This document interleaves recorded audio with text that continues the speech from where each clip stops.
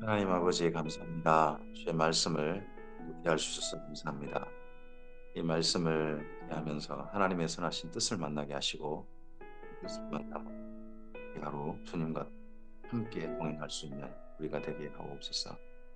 내가 나를 위한 말씀이 아니라 하나님께서 말씀하고 싶으신 그대로의 말씀이 오늘 우리의 삶의 인도자가 되게 하시고 등불이 되게 하옵소서. 선하신 주의 도우심을 기대합니다. 예수님 이름으로 기도합니다. 아멘. 네, 오늘은 에스겔서 17장에서부터 19장까지 말씀을 함께 읽도록 합니다. 에스겔서 중에 아직 하나님의 진노가 예루살렘이 멸망 전까지 임박한 진노, 그 진노가 아, 어느 정도이신지가 이 말씀을 통해서 확인할 수 있는 본문입니다. 에스겔서 17장입니다. 여호와의 말씀이 내게 임하여 이르시되 인자야 너는 이스라엘 족속에게 수수께끼와 비유를 말하라. 여호와께서 이같이 말씀하여 이르시되 색깔이 화려하고 날개가 크고 깃이 길고 털이 숱한 큰 독수리가 레바논에 이르러 백향목 높은 가지를 꺾되 그 연한 가지 끝을 꺾어가지고 장사하는 땅에 이르러 상인의 성읍에 두고 또 그 땅에 종자를 꺾고 옥토에 심되 수양버들 가지처럼 큰 물가에 심었습니다. 상인의 성읍이라고 불렸던 곳이 바로 메소포타미아라고 하죠.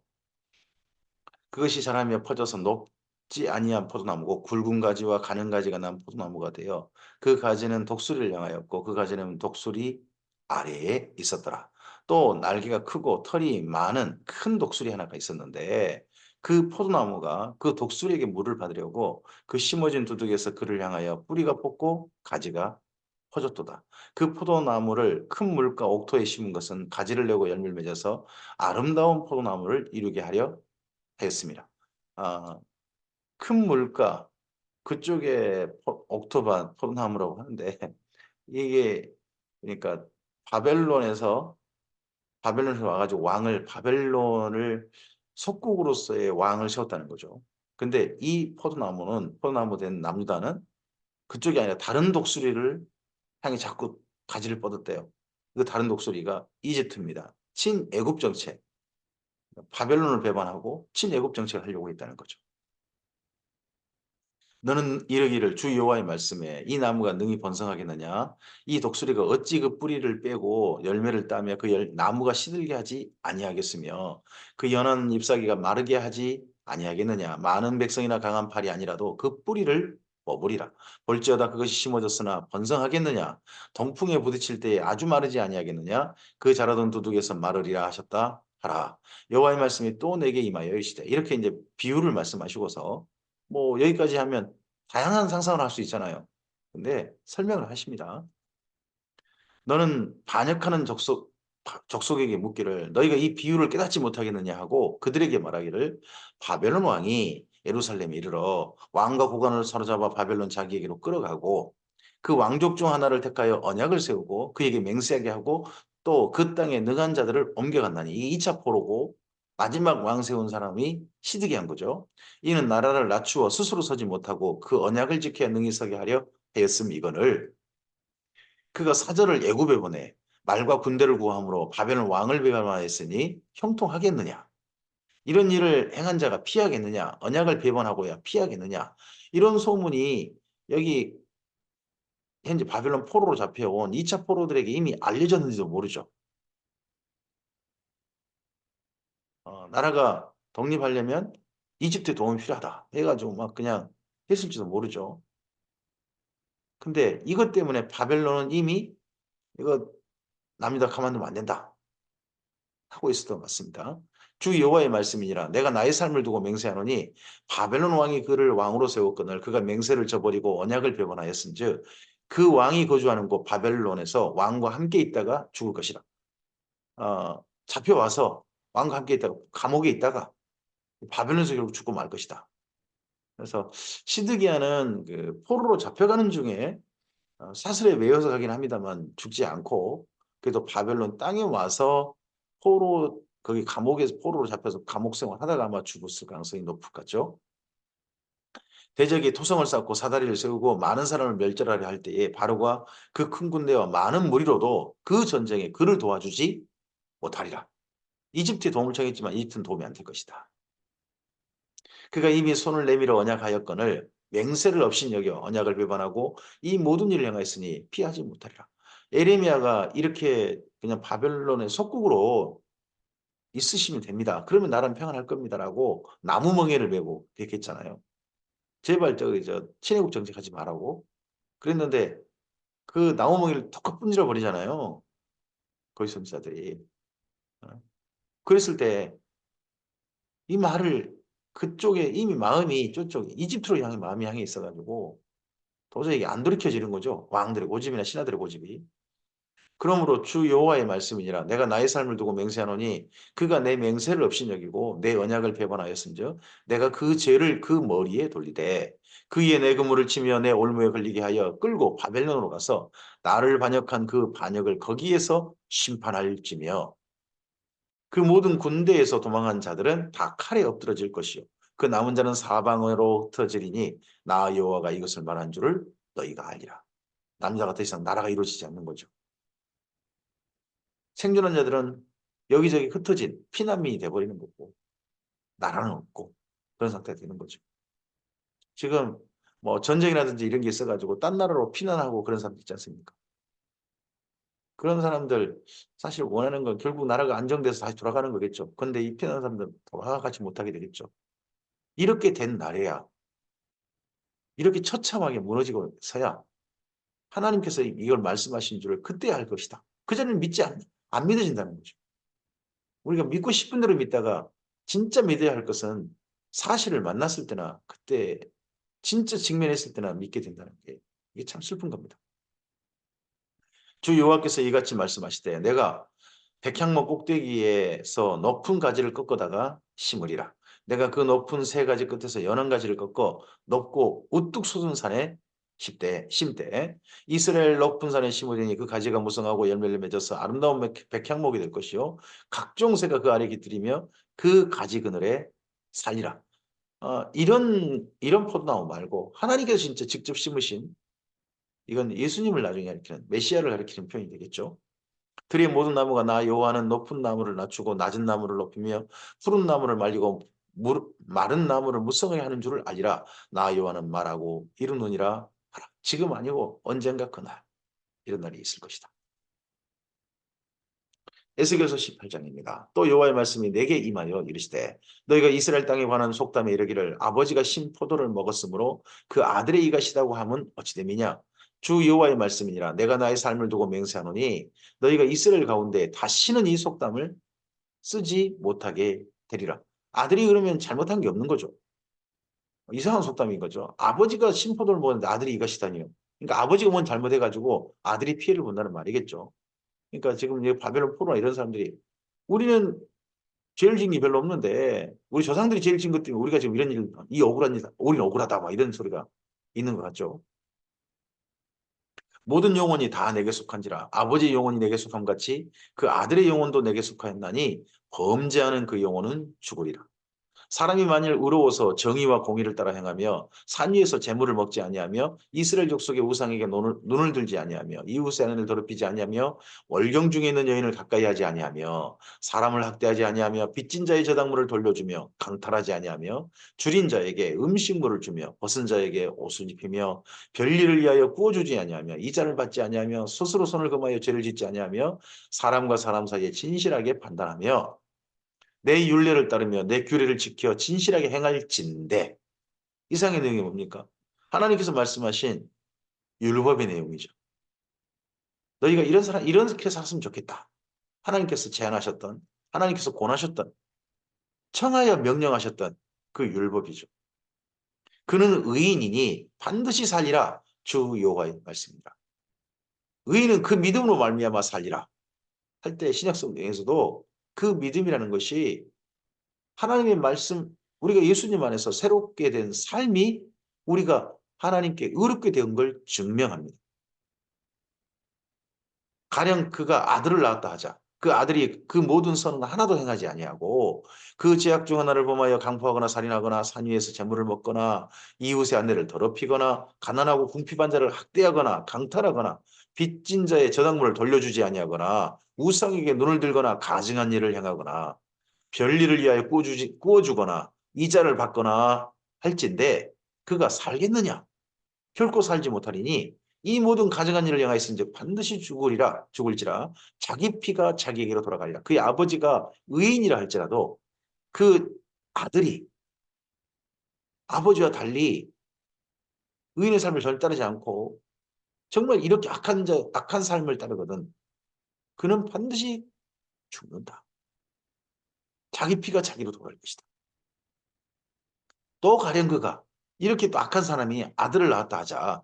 그 아들이 그 아버지가 행한 대로 그 모든 죄를 보고 두려워하여 그대로 행하지 아니하고 산 위에서도 재물을 먹지 아니하며 이스라엘 족속의 우상에 눈을 들지도 아니하며 이웃의 아내를 더럽히지도 아니하며 사람을 학대하지도 아니하며 저당을 잡지도 아니하며 강탈하지도 아니하고 줄인 자에게 음식물을 주며 벗은 자에게 옷을 입히며 손을 금하여 가난한 자를 압제하지 아니하며 별리나 이자를 받지 아니하여 내 규례를 지키며 내 율례를 행할진대 이 사람은 그의 아버지의 죄악으로 죽지 아니하고 반드시 살겠고 그 아버지가 악한 사람이라 할지라도 그 아들은 반드시 살겠고 그의 아버지는 심히 포악하여 그 동족을 강탈하고 백성들 중에서 선을 행하지 아니하였으므로 그는 그의 죄악으로 죽으리라. 그런데 너희는 이르기를 아들이 어찌 아버지의 죄를 담당하지 아니하겠느냐 하는도다. 아들이 정의와 공의를 행하며 내 율례를 지켜 행하였으면 그는 반드시 살려니와 범죄하는 그 영혼은 죽을지라. 아들은 아버지의 죄를 담당하지 아니할 것이요 아버지는 아들의 죄를 담당하지 아니하리니 의인의 공의도 자기에게 돌아가고 악인의 악도 자기에게로 돌아가리라. 어, 그래도요 하나님을 믿는 가정에 태어났다는 것 자체가 다른 사람보다 훨씬 더 많은 혜택을 입고 이 땅에 태어난 거 아니겠습니까? 신앙을 일찍부터 배울 수는 있잖아요. 보고 직접 경험할 수 있잖아요. 그러했을 때 그러한 눈으로 보고 직접 경험한 그런 것을 따르지 않고 악한 길로 간다면 그 사람은 참 슬픈 거죠. 어떤 분이 그런 이야기를 했던 기억이 납니다. 또 목사님이셨던가요? 제일 불행한 사람은 바로 예배당 바로 옆에 사는 사람이다. 예배당 옆에 살면서 예배당 시끄럽다 교회 안 나와가지고 그렇게 살다 죽는 사람이라는데 어, 범죄하는 그 영혼은 죽을 것이다. 하나님이 이 선지자를 통해 하신 말씀은 지금도 여전하십니다. 예수님께서 부름 받아서 하나님께서 새로운 삶으로 초대해 주셔서 그 새로운 삶을 사는 이는 그의 아버지가 어머니가 어떤 삶을 살았든지 그 영혼은 하나님께서 부르실 겁니다. 그러나 악인이 만일 그가 행한 모든 죄에서 돌이켜 떠나 이렇게 살다가 악인이 그 모든 죄에서 돌이켜 떠나 살다가 떠나서 내 모든 윤례를 지키고 정의와 공의를 행하면 반드시 살고 죽지 아니할 것이라. 하나님께서는 죽이고자 하신 분이 아니시거든요. 악인이라 할지라도 돌이킨다면 기꺼이 살리신 분이 우리 하나님이십니다. 그 범죄한 것이 하나도 기억함이 되지 아니하리니 그가 행한 공의로 살리라. 주 여호와의 말씀이니라. 내가 어찌 악인이 죽는 것을 조금인들 기뻐하랴. 그가 돌이켜 그 길에서 떠나 사는 것을 어찌 기뻐하지 아니하겠느냐. 하나님은 이걸 기뻐하신다는 거죠. 만일 그런데 정반대로 의인이 돌이켜서 그렇게 살다가 돌이켜서 그 공의에서 떠나 범죄하고 악인이 행하는 모든 가증한 일대로 행하면 살겠느냐.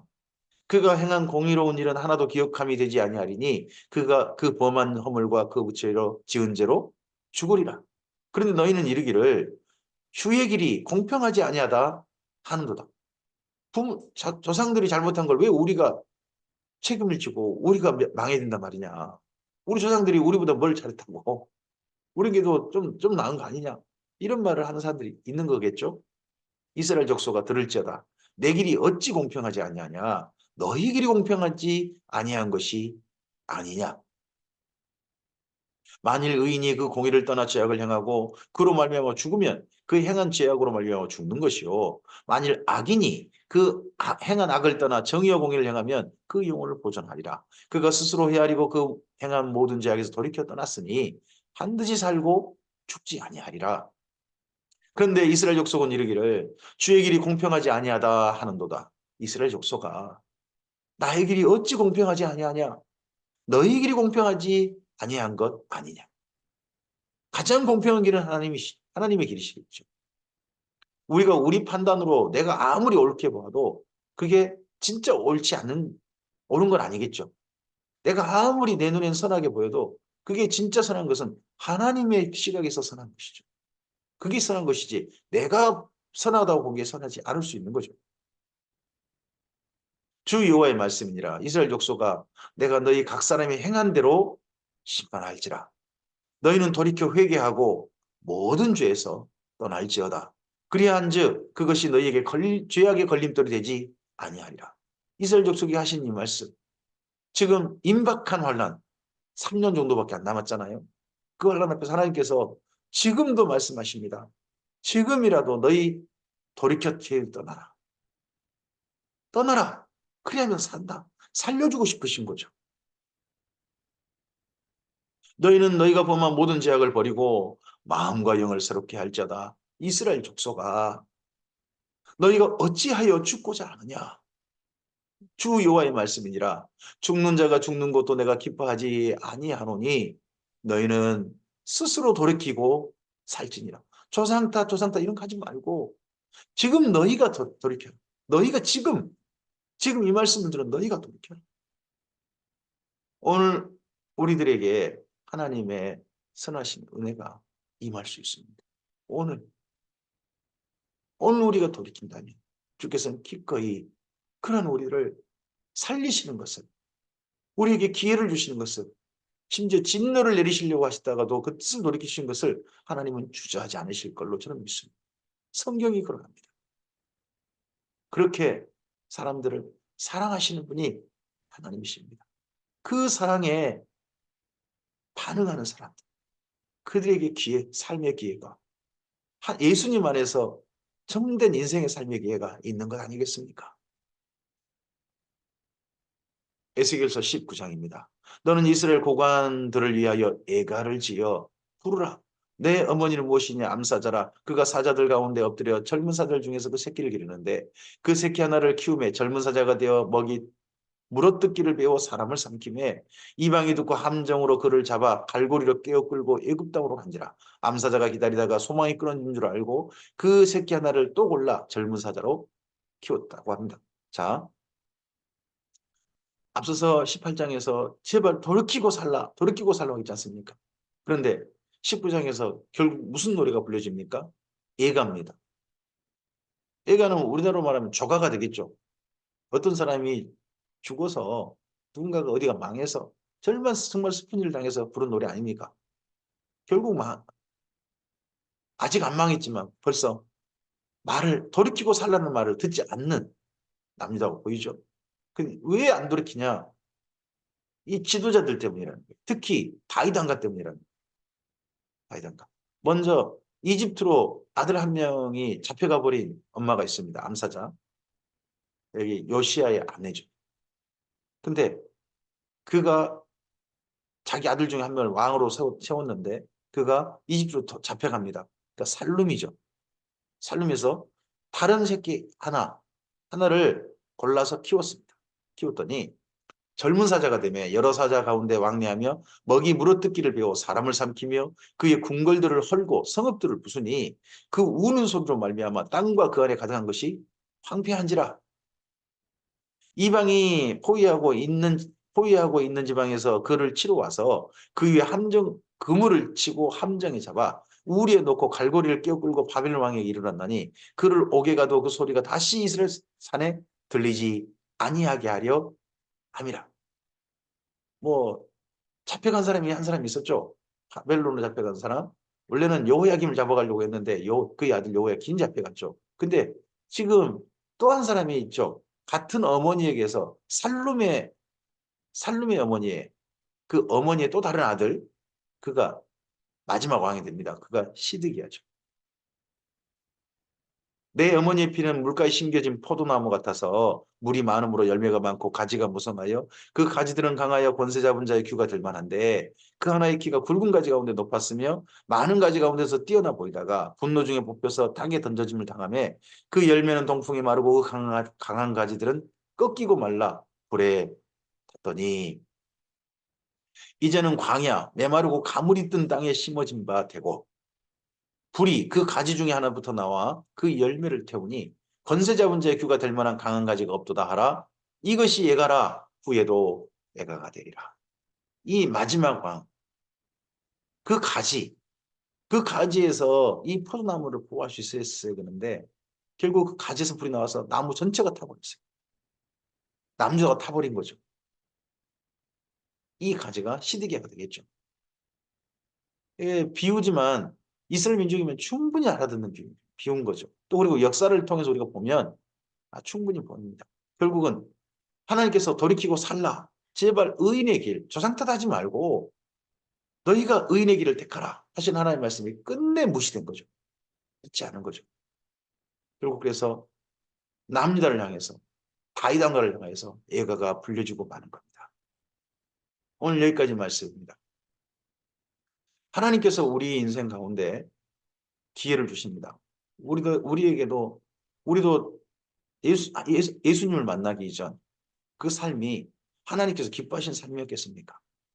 우리는 나름 착하고 양심적으로 살았다 할지라도 그게 하나님과 상관없는 그런 삶이었고 심지어 우리를 창조하셔서 우리를 사랑으로 부르셔서 자녀로 다시 회복시키시려는 하나님을 전혀 모르고 무지하고 기억하지도 아니하고 살고 있었다면 그게 우리가 어떻게 하나님의 기뻐하신 삶이었겠습니까? 그런데 그런 삶에 있던 우리를 예수님 안에 불러주신 거 아니겠습니까? 불러주셔서 하나님 안에서 하나님께 정말 기뻐하신 삶으로 하나님의 자녀다운 삶으로 우리를 초대해 주셨습니다. 자녀의 무슨 권한, 권리 그게 중요한 게 아니라 하나님의 자녀답게 살게 하셨습니다. 그 자녀로 삶으로 우리를 초대해 주셨습니다. 그 삶이 여기 에스겔서가 말하는 의인의 삶 아니겠습니까? 그 삶을 사는 자들을 주께서는 기뻐하시고 기꺼이 하나님 나라 안의 삶을 누리게 하시고 성령님의 도움을 받게 하시고 그리고 새 예루살렘 성으로 초대하신 것 아니겠습니까? 그러한 주님의 은혜가 오늘 우리에게 주어지고 있습니다. 그러할 때 정말 예수님을 믿는 우리로서 우리의 삶이 주님 안에 정말 돌이켜서 하나님 기뻐하시는 삶을 우리가 오늘 걷고 있는지 다시 한번 살펴봤으면 좋겠습니다. 그리고 우리가 걸어가야 될 오늘 하나님의 백성다운 하나님의 자녀다운 삶, 예수님의 몸된 삶, 그 삶이 바로 내 삶이 되어져서 오늘 그런 삶을 기쁘게 하나님을 진실하게 사랑하며 이 하루 걸어가길 소원합니다. 돌이켜 살지니라 하시는 하나님의 말씀에 우리가 그렇게 나감으로 우리를 향해서 하나님께 하신 말씀은 착하고 충성된 종아 내가 잘하였다 하시는 그 말씀이시기를 소원합니다. 주께서 함께 하시길 바랍니다. 감사합니다.